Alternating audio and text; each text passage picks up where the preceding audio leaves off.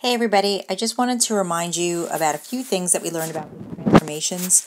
The first one I wanted to talk with you about is when we have a negative x, when the x is negative, and just to think about that, whenever your x's become negative, what has essentially happened is that the x's that were negative have now, or that were positive, sorry, have now become negative, so you can see it's a reflection over the y-axis. Okay, whereas if instead your y's are negative, and you can see that the negative is on the outside of the function, so here your y's are negative. When your y's are negative, what's happening is that you have a reflection over the x-axis.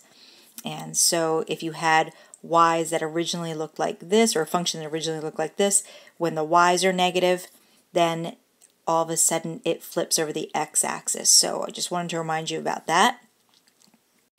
And then I wanted to remind you about how to graph something like this.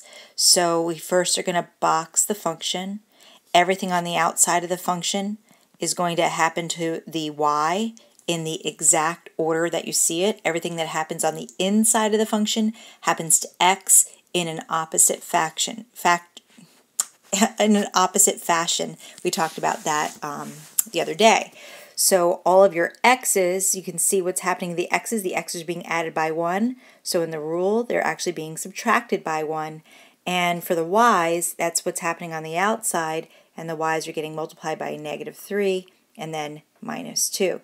So we're going to take our 3 special points that are on the cubed root graph, which was -1, -1, 0, 0, 1, 1. And we're going to go on either side, and we're going to subtract 1 from all the x's, multiply all your y's by -3, and subtract 2. So I'm going to do this kind of quickly so that it doesn't take too long. And I'm hoping I'm doing it all right for you, because I am doing it in my head.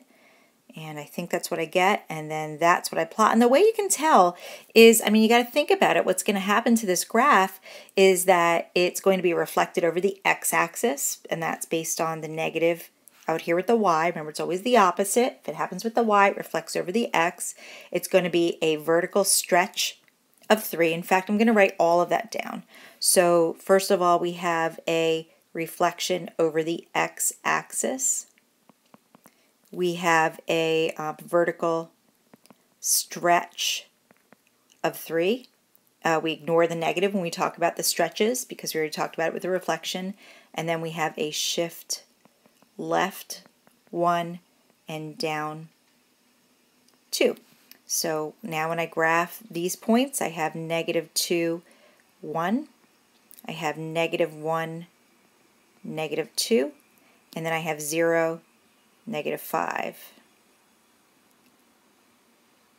Okay, and I have to remember what the parent function looks like. The normal parent function is going to look like this. Okay, but there was a reflection over the x-axis, so actually it's going to look more like this. And it's been vertically stretched. Okay, so it's going to look something like this. All right, it's not perfect. I'm very squished in here, but that's the idea. So that's what it's going to look like. Okay, now going into this graph, what I wanted to talk to you about is all of the x's. That's if I box this function, okay, all the x's in the equation are being, when you say multiplied by 1/2, think about x's are being divided by 2. So in the equation, the opposite's going to happen. All the x's actually got multiplied by 2, and then all the y's, we're going to subtract 3 because that's on the outside.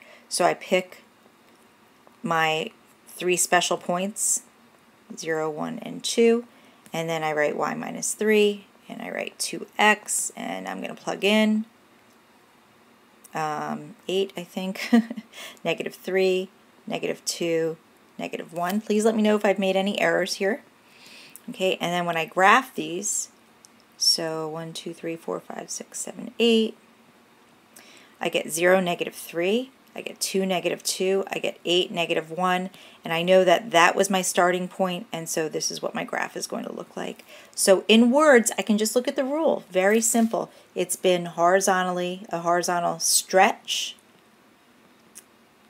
of 2, and a shift down 3. Okay, and into the next slide. I wanted to make sure that you remember that we have to rewrite the negative. When the negative is on the inside, we have to rewrite it, and we have to factor out the negative under the function. Okay, because otherwise you might think by looking at this that it shifts left 2, but it actually shifts to the right 2.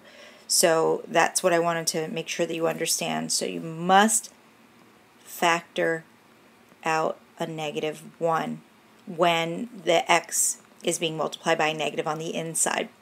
Okay, so now let's see what's going to happen. All right, so all of my x's are going to get multiplied. It's really technically divided by a negative 1 because you do the opposite, but that's the same as multiplying by a negative. And then we add 2, and then all of my y's get multiplied by 1/4, and I add 1. And so now I'm going to plug in. So 0, 1, 4 into the parent, 0, 1, 2, and I get 1/4 y plus 1, negative x plus 2. So I substitute 0 in for x. Hopefully that's what I get. 1, 1 and 1/4, and then 1 and 1/2. So when I graph this,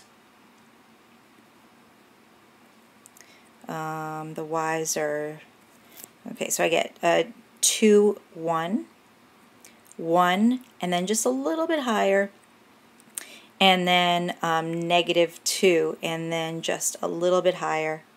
Okay. So now let's see what the graph is going to look like. Before I actually draw it, because I'm unsure of what this graph exactly is going to look like, let's write down in words what's happening. So first of all, we know that there has been a reflection over the y-axis. I'm just going to write it like this. Whoops. There has been from here, based on this right here, there's been a vertical shrink of 1/4, and it's been shifted right 2 and up 1. So since there's been a y-axis reflection, so the normal parent function looks like this, I know it now is going to look like this, and it's been shrunk and shifted, but I know it looks like this. So when I graph it, that's the way that the graph is going to look. That's how I'm going to connect it.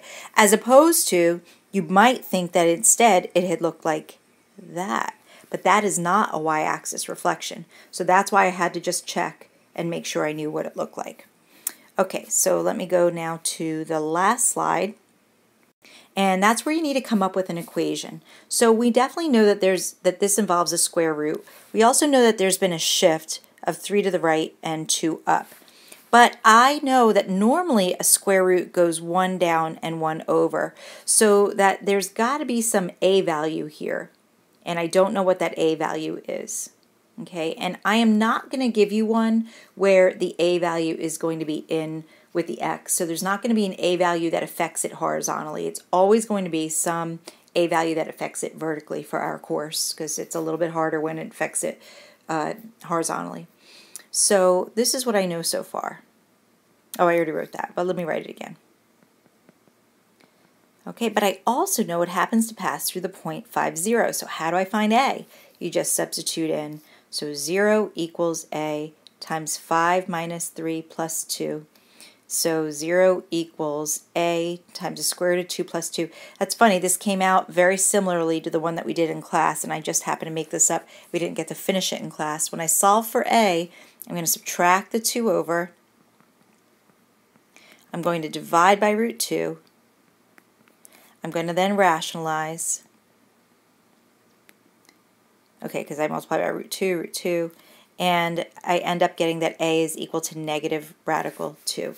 So when I rewrite that, I'm going to put it in here, y equals negative root 2 times x minus 3 plus 2. If you wanted to, you could actually rewrite it. I'm not going to require you to do that, but you could rewrite it so that the radical 2 distributes, since they're both radicals, to 2x minus 6 and then plus 2 at the end. And so that's why really we only need to leave A on the outside as horizontal, because really if it is, you can think of it either as horizontal or outside is vertical, sorry.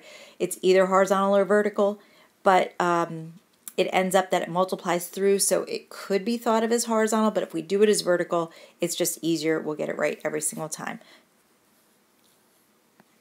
So that's how you do it. Oh, and the last thing I wanted to say is in class we talked about A being negative. It comes out negative. You see, it ended up already being negative. So my suggestion is don't even worry about thinking, oh, A has to be negative. I'm going to make a negative A here. Because when you do that, then A is going to turn out to be positive. It gets confusing. So just leave A as A, and then it'll automatically become negative later.